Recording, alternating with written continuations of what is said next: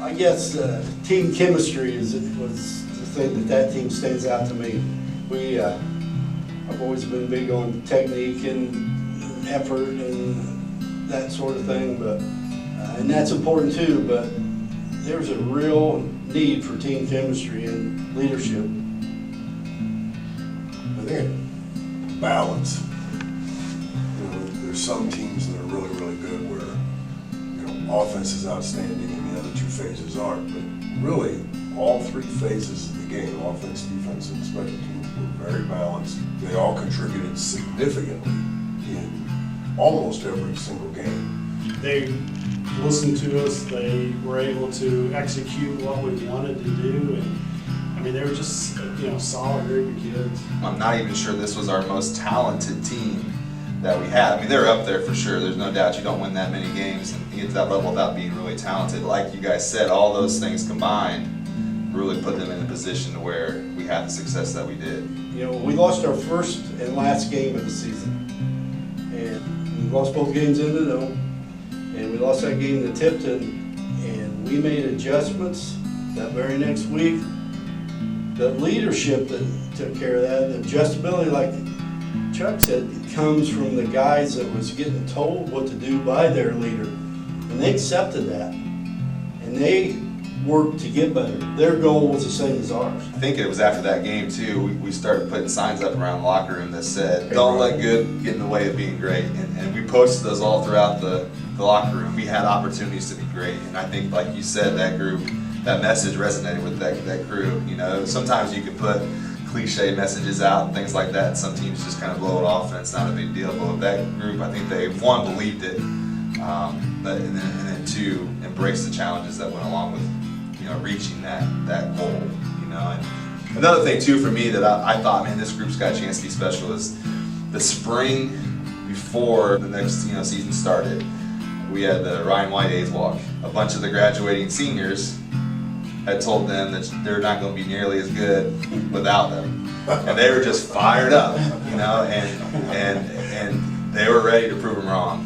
It got toward the end of the season, we got into the sectionals, and winning 3 straight games to win a sectional is a tough thing to do, but they took it 1 week at a time. We just did what we had to do that week to get that game, and we got in that real nail biter up there at Eastbrook, and it was we hung on and pulled that one off, and I'm thinking, man, we got a shot at this thing. And then we had Mishawaka coming in that next week, who was like really highly touted and stuff, and they punted the ball to Grant. I said, we got a shot down there. And he took it to the house, and then we just rolled.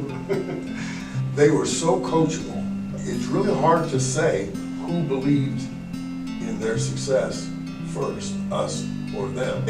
They had swagger. They definitely had swagger, but they were so coachable, and they accepted what we asked them to do, and they accepted criticism. But I think I'm with Chuck. That run right after Western Brunel, you just looked at each other and said, "This is going to happen."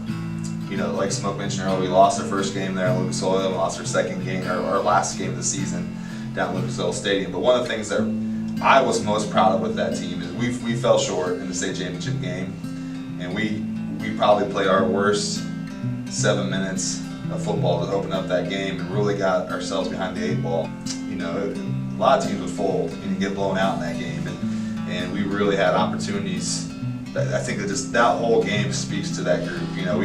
We definitely could. It could have been a much closer looking ball game. I decided to go for it there in our area because we didn't come there to be close. But that group fought. Again, I think that's a different moment, and kind of a moment that didn't work out how we wanted it to and how they wanted it to.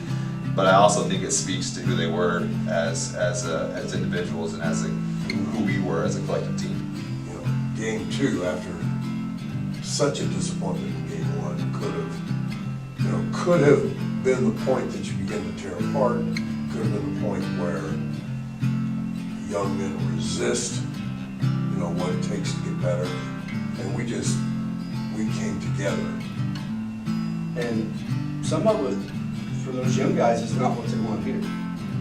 But we need them to practice. We're not a school of 4,000 people. We had to have those kids, and they showed up. So that sticks out to me. I'd like to say something about this whole start of the Hall of Fame thing. I grew up here, and I'll soon be 70 years old. And there's guys going in this Hall of Fame now that were my heroes. Ronnie Ackles is going in this year's group. As a young kid, everybody wanted to be Ronnie Ackles. Kids that were on this team, they couldn't be somebody's heroes too, because of all the things we just talked about. Well, I think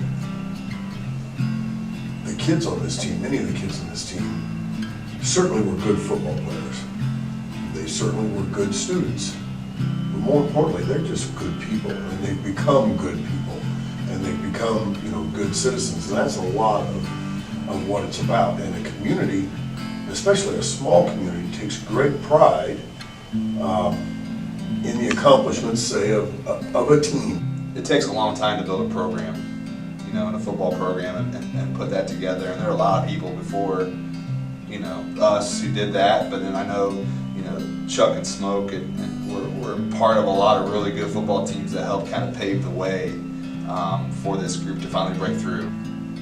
I want to thank this group of kids for accepting coaching, making practice and games fun. It's all about fun for kids anymore. Well, it helps if the coach can have fun too. And these kids made that happen for me. I'm always telling stories about the old times and stuff like that. And I just appreciate it.